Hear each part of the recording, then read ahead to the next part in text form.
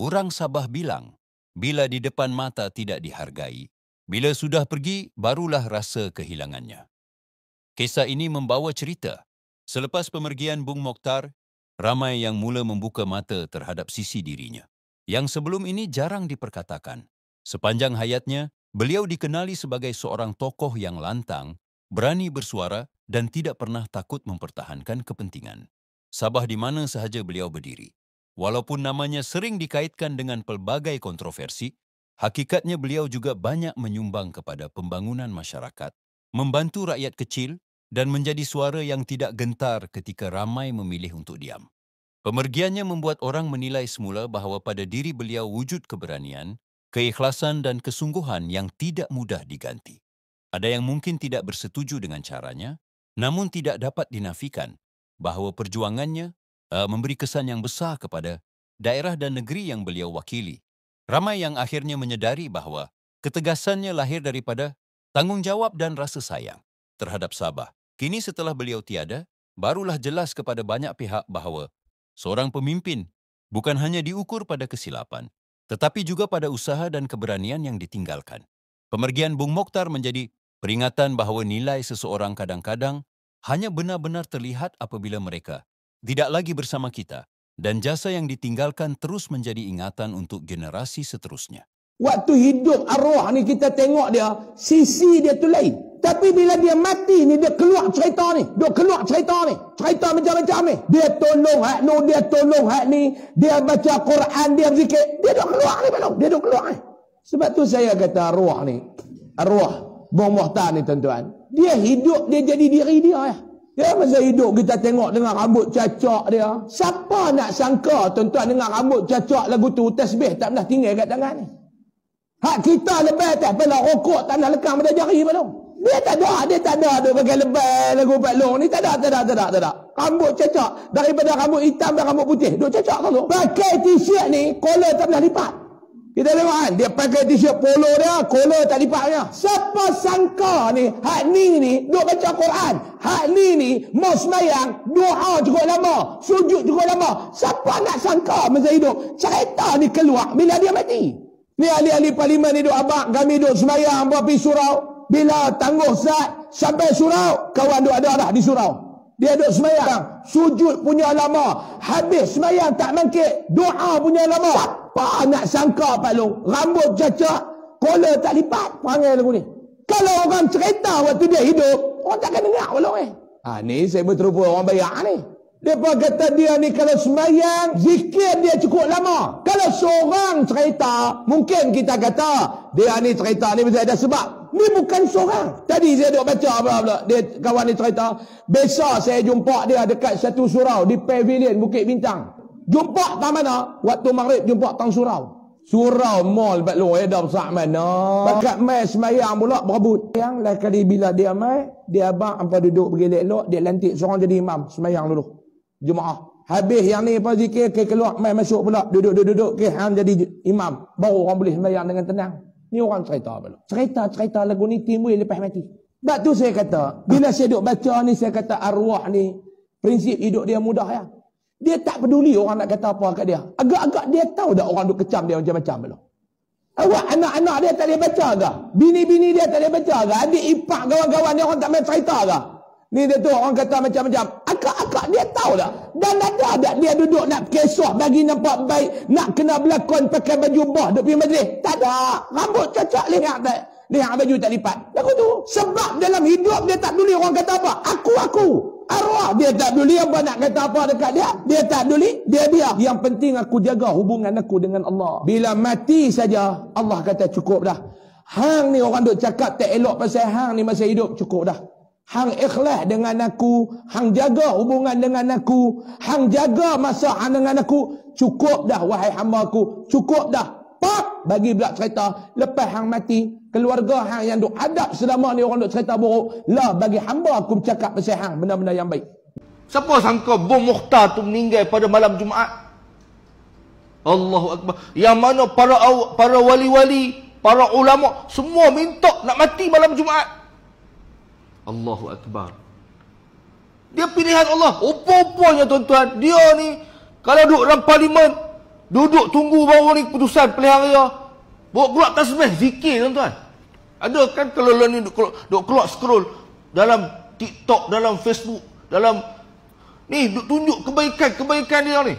Ya Allah Ta'ala nak bagi dia ni mati malam Jumaat. Allahu Akbar. Ya Nabi SAW suruh kita minta mati malam Jumaat atau hari Jumaat. Allah. Nabi kata hidup ni pengakhiran. Pengakhiran tu lah. Kalau husnul khatimah, maka baiklah kita. Hidup ni khawatim, penutup tu yang penting tuan. Yang Nabi SAW suruh kita usaha, doa, minta. Dan Nabi kata khawatim tu minta seboleh-boleh minta. Ya Allah tutupkan aku hari yang terbaik antara rahsia, waktu, tempat yang kita tak tahu. Dan kita minta ke Allah Subhanahu Wa Taala. Macam mana Sayyidina Umar minta doa kan selepas Nabi wafat. Allahumma rzuqna syahadatan fi sabilik. Ya Allah rezekikan aku mati dalam keadaan syahadah. Allahumma rzuqna syahadatan fi sabilik, di jalan Allah Subhanahu Wa Taala. Waj'al mautana fi baladi rasulika sallallahu alaihi wasallam. Dia doa tu lama mana? 20 tahun tuan-tuan. Dia minta ke Allah selepas Nabi wafat selama 20 tahun. Dia berdoa, Allahumma rzuqna syahadatan fi sabilik waj'al mautana fi baladi rasulika sallallahu alaihi wasallam. Ya Allah rezekikan aku mati syahid dan meninggal aku dimakamkan di tepi makam Rasulullah sallallahu alaihi wasallam di bumi Madinah. Tuan, doa ni Sayyidina Umar minta. Waktu dia nak wafat tu, dia kata Aisyah, boleh tak aku duduk makam sebelah Sayyidina Abu Bakar, dengan Sayyidina Rasulullah sallallahu alaihi wasallam? Minta lagi tuan. Allahu Akbar. Kita macam tu lah minta tuan. Dan kita ni bukan, hidup kita ni bukanlah ni. Tapi kalau Allah Ta'ala sayang kita, Allah Ta'ala dorong kita buat benda baik dah ni. Lah ni kita dah buat baik dah. Malaysia dikejutkan dengan pemergian tokoh politik negara iaitu Datuk Seri Parlimen Bung Mokhtar. Ramai yang kenal Datuk Seri sebagai watak yang lantang dalam politik. Tapi tak ramai yang tahu perjalanan politik beliau bermula sejak lewat 90-an. Rupa-rupanya banyak perkara yang Datuk Seri buat yang kita tak tahu. Tetapi selepas beliau pergi, satu persatu muncul kisah yang tak pernah diceritakan sewaktu beliau hidup. Ada staf KLIA cerita setiap kali flight ke Sabah, beliau akan singgah di surau dan habiskan hampir 30 minit untuk bersolat lebih 10 rakaat, lengkap dengan solat fardu, solat sunat, solat taubat dan pelbagai lagi. Ada yang pernah solat asar di Parlimen, Datuk Seri jadi imam. Wiridnya panjang, doanya panjang, tak sama seperti apa yang kita tonton di televisyen. Dan rupanya banyak sedekah beliau yang selama ini dia buat tanpa sesiapa tahu. Ada murid-murid yang makan setiap hari hasil infak beliau. Ada pelajar universiti yang beliau bayarkan yuran universiti tanpa sesiapa pun tahu. Ada keluarga yang susah yang beliau bantu secara diam-diam. Beliau juga pergi pada pagi Jumaat yang mulia dihadiri oleh ribuan orang untuk memberikan perhormatan yang terakhir. Al-Fatihah buat Datuk Seri Panglima Bung Mokhtar. Aku tak pernah jumpa pun dengan Allahyarham Bung Mokhtar. Tapi masa aku dengar tadi pagi aku tengok berita Allahyarham Bung Mokhtar meninggal sudah. Aku rasa macam sedih, macam sayu. Aku pun tanya sendiri, kenapa aku rasa macam begitu? Padahal aku tak pernah pun minat dengan dia, tak pernah pun apa macam begitulah. Bukan fans dia, tapi rupa-rupanya bila aku baca komen-komen netizen orang awam, banyak yang cakap Bung Mokhtar ni banyak buat kebaikan secara diam-diam. Orang caci dia, orang maki dia, tapi dia buat kerja. Dia buat kerja diam-diam. Terutamanya orang Kinabatangan sangat-sangat terkesan. Diorang cakap banyak kebaikan yang Allahyarham Bung Mokhtar buat pada dorang. Lepas tu aku ada terbaca lagi satu komen tu, dia cakap yang Bung Mokhtar ni sebenarnya rajin mengaji, solat.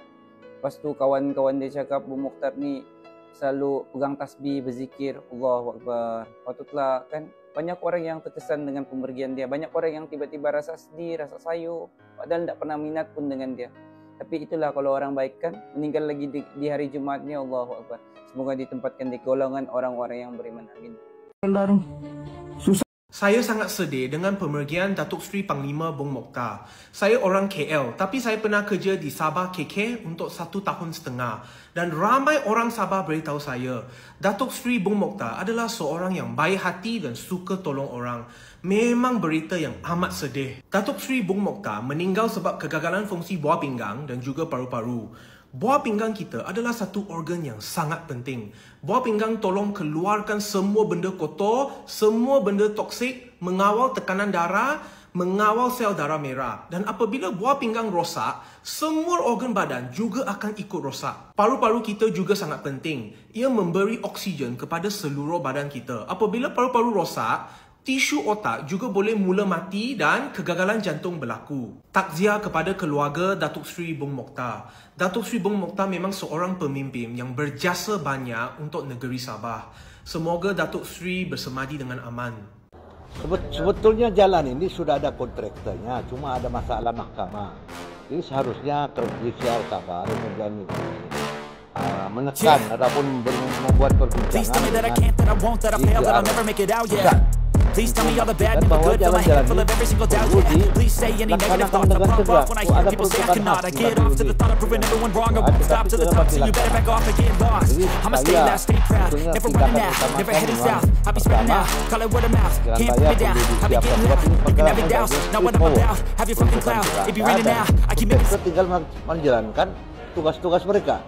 Yang kedua, menyelesaikan masalah-masalah yang dihadapi oleh rakyat khususnya di Lamag ini. Masalah tanah dan prasarana lain sebetulnya tidak banyak sudah. Semua sudah ada, tinggal kompleks sukan belum ada. Jadi ini insya Allah kita akan usahakan pemerintah 1 tahun kita buat kompleks sukan untuk Lamag ini. Sebab ini keperluan anak-anak muda pada masa akan datang.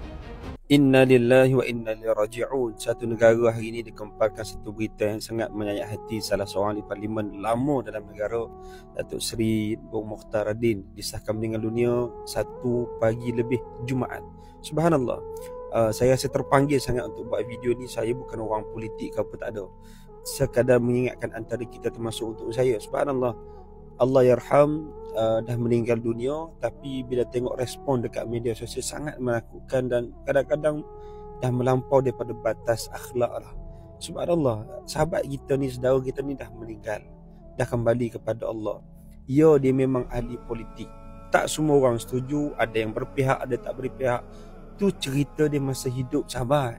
Dah lah tu bawa politik sampai masuk kubur. Contoh, bawa sentimen berlebih-lebihan sampai sahabat saudara kita dah meninggal pun masih lagi banyak-banyak ayat yang tak baik. Pertama, teguran saya bagi yang mungkin tak setuju dengan arwah ketika hidupnya dalam keputusan politiknya, cukuplah tutup buku, kita saling bermaafan. Dia dah meninggal dah, kita meninggal nanti, kita suka kau orang masih kutuk kita, caci kita, maki kita, tak setuju, sebut macam-macam. Dah, agama tak ajar macam tu. Agama ajar doakan satu sama lain. Dia tak sempurna, kita pun tak sempurna. Kita doakan keampunan Allah kepada dia, seperti mana kita pun Allah ampunkan kita. Cukuplah. Kalau ada benda yang mungkin masa hidup dia personal dengan kita, yang terbaik kalau kita boleh maafkan, itulah yang terbaik agama anjurkan. Kalau selebihnya sesatlah dengan baik. Masya Allah. Terkejut saya tengok komen-komen lain macam. Allah tahulah tak setuju, tapi sampai kat boleh sebut masa kritikal, kata berlakon dah. Ni sekarang dia dah mati dah. Apa macam mana kita nak minta maaf? Contoh tuan-tuan, sahabat-sahabat yang dah meninggal, kita duk kata macam-macam. Dia dah tutup dah buku amalan. Kita ni buku amalan masih buka. So yang dah kata macam-macam tu masih tertulis. Siapa yang rugi sekarang ni? So kita kena beringat. Termasuk saya yang bercakap lah.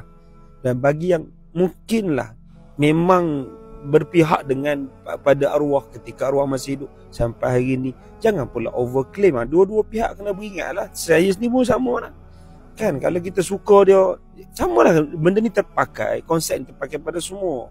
Jangan pula kita kata tu sebab pilihan dia betul, semuanya yang dia buat betul. Bukan begitu konsepnya.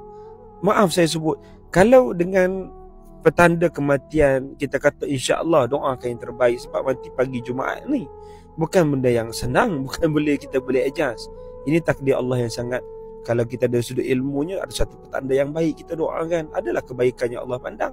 Tapi jangan pula kita kata, oh semua yang dia buat selama ni menunjukkan dia betul. Tak semestinya. Bukan begitu.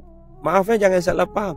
Nak bagi tahu contoh-contoh hadis yang kita selalu dengar, seorang wanita yang melacurkan diri, Nabi pernah cerita, bagi makan anjing, minum anjing, akhirnya Allah Ta'ala redha dan dia masuk syurga.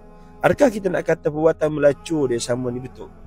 Tak. Bukan itu yang kita kena faham daripada hadis tu. Betul tak tuan-tuan? Jangan salah faham apa yang saya sebut ni. Tak, nak bagi tahu kita masuk syurga, mati dengan baik. Kita tak tahu amalan mana yang Allah pandang. Bukan semua amalan kita baik. Tak, termasuk saya tak.